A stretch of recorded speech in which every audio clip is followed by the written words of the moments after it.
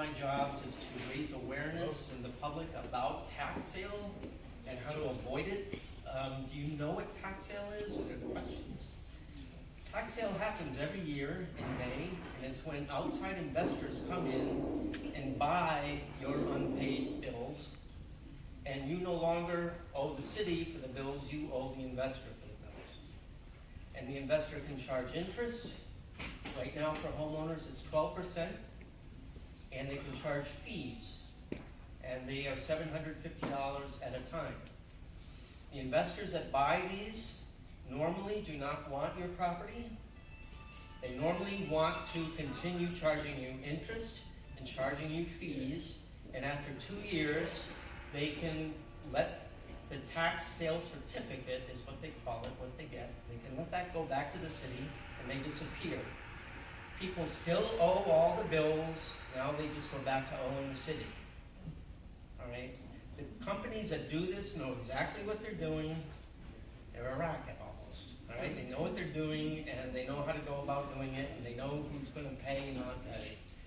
But my job, especially right now, is to try to get people to not go into tax sale.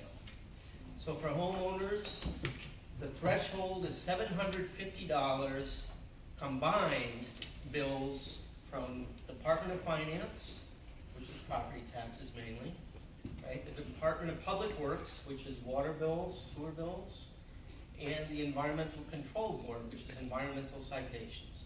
So those things combined, if they equal $750, by April 28th, if you do not have them below $750, you can go into the May tax sale. Okay. So the trick is get that below $750 before April 28th.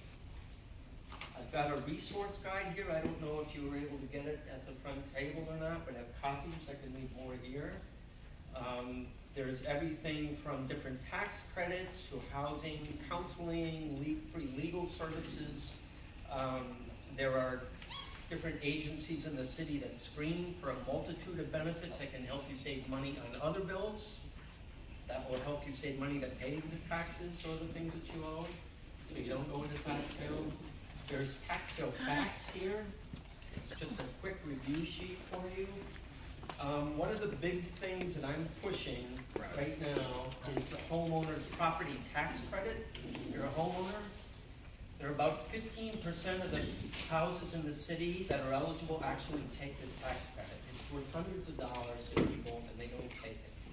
Any household with a total household income of under $60,000 a year should be applying for this every year to the state, and it's worth a lot of money. People don't do it.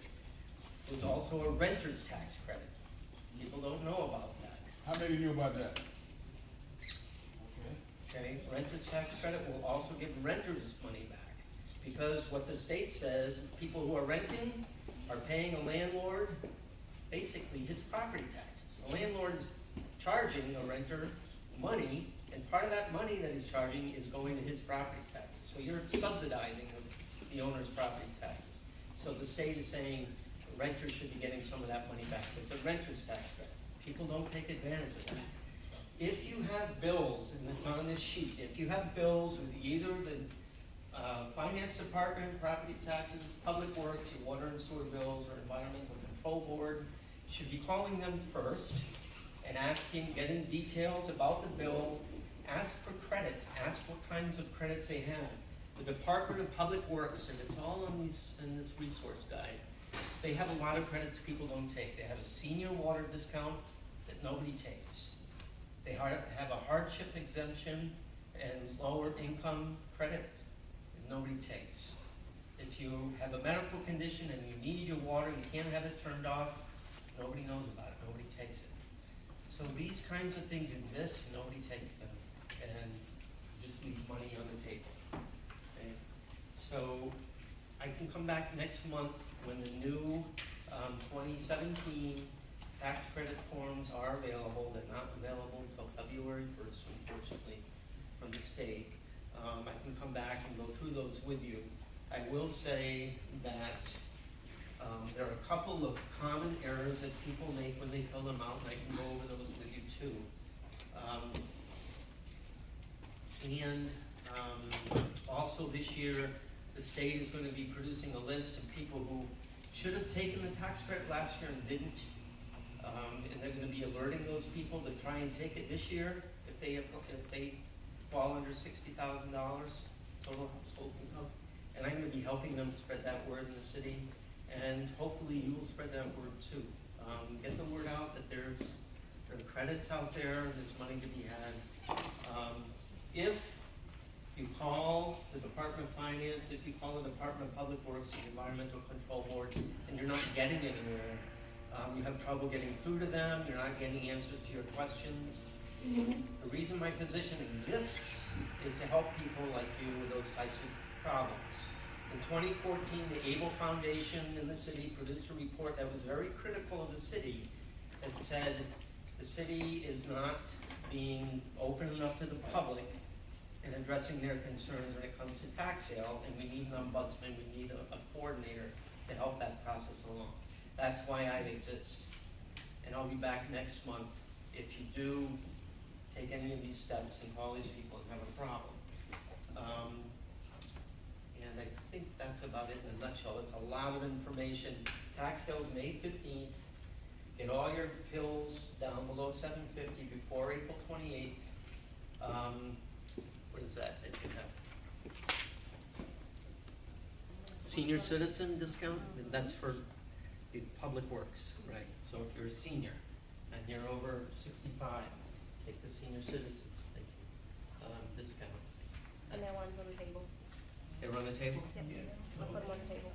Someone's ahead of me on this, that's good. Thank you. So there are a lot of credits out there. What's the other one?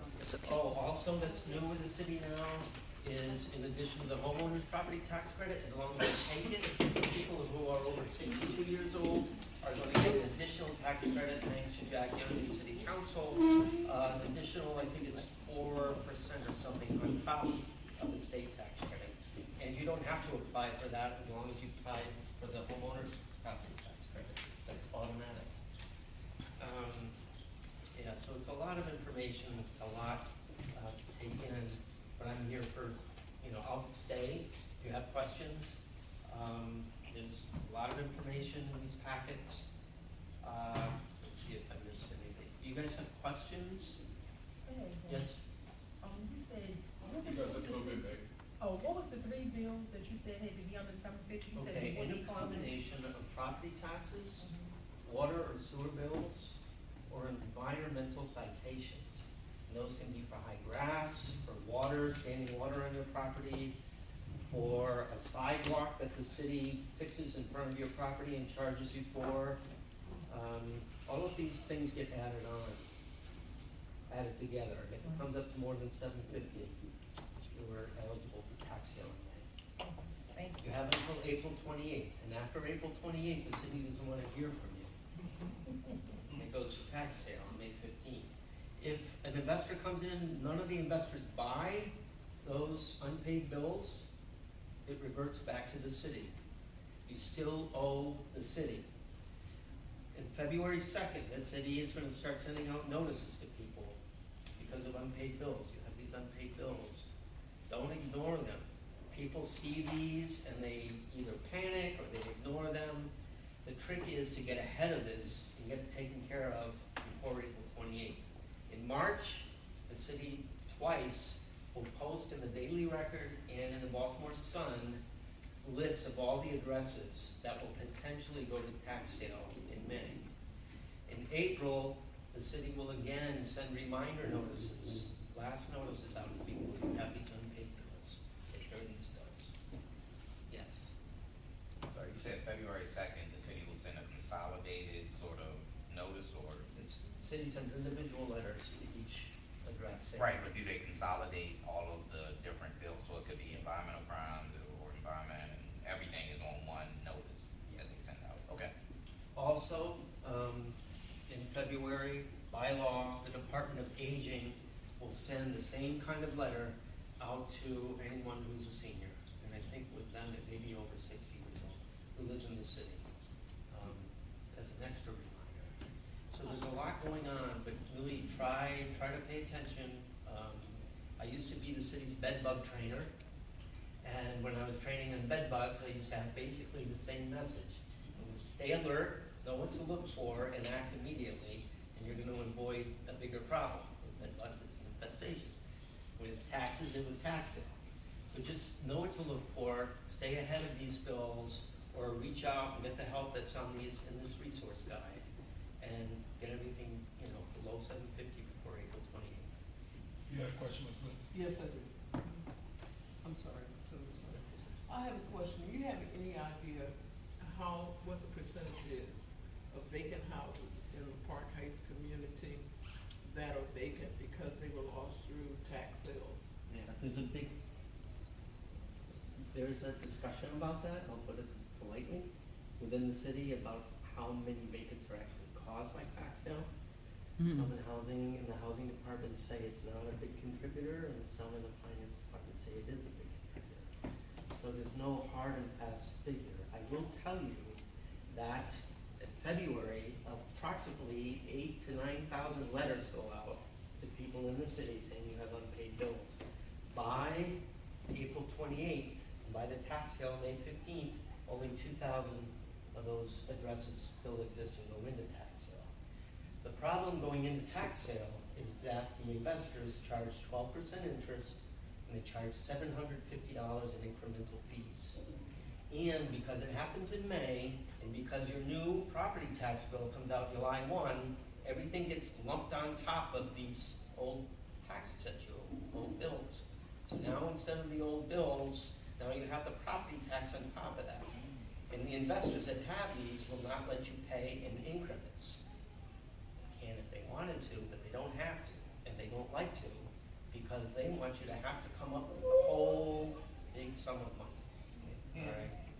And they can charge you 12% interest, $750 in incremental fees. It adds up fast. And what ends up happening as a result of that, if I'm understanding you correctly, what ends up happening is those individuals end up losing those homes because they cannot afford to pay Thank you those for financiers. saying that. Yeah. By law, 9.5 months after the tax sale May 15th, by law, an investor can go to a judge and say, I want to foreclose on the home. The majority, 95% of the cases, that doesn't happen. The investors don't want the property. They just want to continually charging you fees and interest to the point where it becomes unbearable, all right? But they can, by law, do that, and sometimes they do. So there's no guarantee. But people get these letters in February and they think, oh my gosh, I lost my Mike, can I house. create you, all right? Just one second. The scenes are leaving. Did y'all want to say something before